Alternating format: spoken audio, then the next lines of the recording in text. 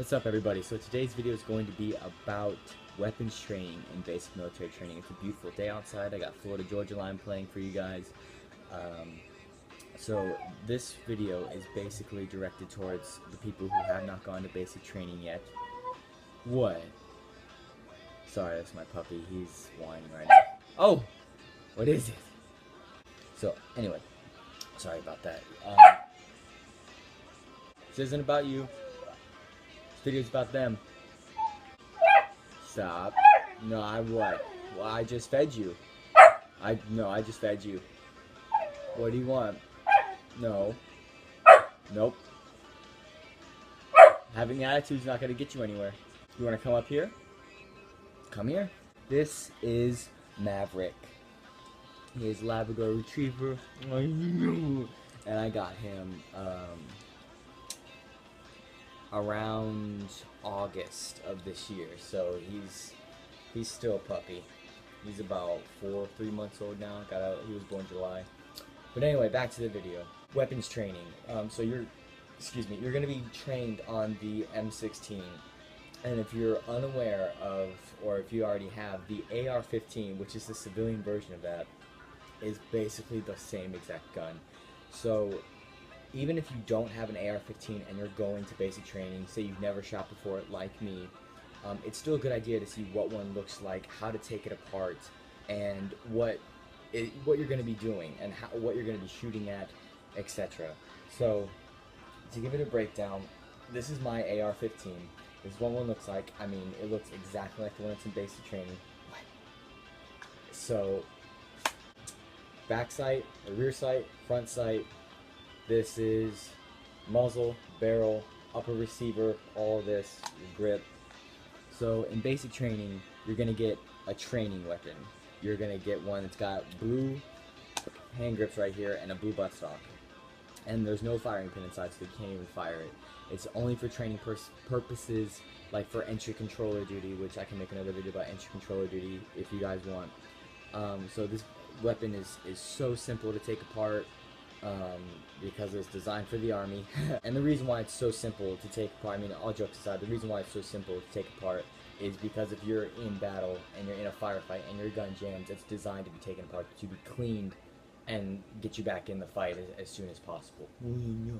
So, hey, stop it! So this is how you take it apart. There's a pin right there. There's a pin right here, and there's a pin right there. Push the pin, pull it out the other side,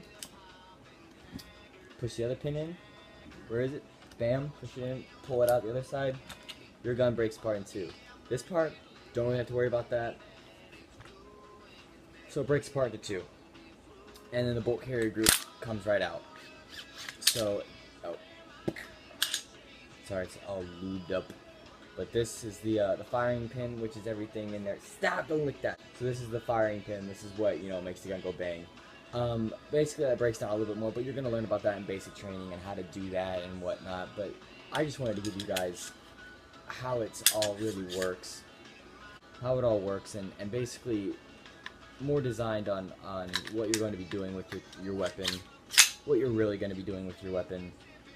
Because you think military, and you think, oh, you're obviously going to be a master marksman. Well, folks, I got some bad news for you. Not in the Air Force will you be a rifleman, because we are not combat oriented. We are support oriented.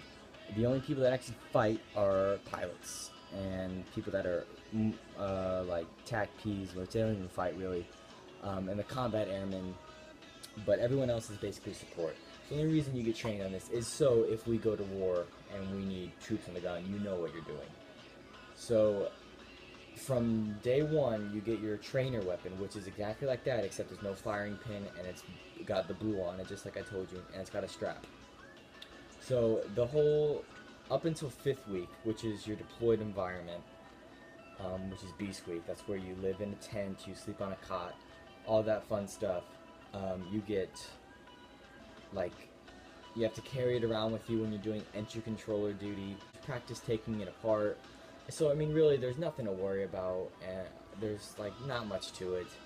But let's talk about when you're actually there at Beast Week and when you fire the M16. So it's only one day. That's the thing. I mean, sorry, that's the disclosure. It's only one day you get to fire the gun. Whereas Marine Corps and Army, they do a whole week on it because they are combat oriented. We are not. So you learn about the weapon. Pretty much, you learn how to load the magazine well. Which this is what one looks like. That's what the bullets look like. The 223 Remington rounds. I use, not to advertise, but American Eagle. And then you go out to the firing range and you have a target that's like yay big. It's got 3 individual targets on there, one at like 75 meters, one at 200, and one at 300 meters. And that target is set out 25 yards. You shoot from, I want to say, 4 positions. You shoot from 4 positions and you have 6 shots each position. You have two shots for one of each targets, if that makes any sense. So you have 3 targets, you have to hit 2. That makes sense. So, and to get marksman, which is an extra ribbon, which is what I got in basic training on my uniform, which is pretty cool. You have to make 21 out of 24 shots because you know 4 positions, you have 6 shots, so do the math. And so you have prone assisted, which you have this little bench and you put the gun on that. Prone assisted, which is you rest the gun on like a little wooden bench. And then prone unassisted, which is where you actually hold the gun like this, unassisted. And then you have, fuck me, ow. So anyway, yeah, you shoot the gun.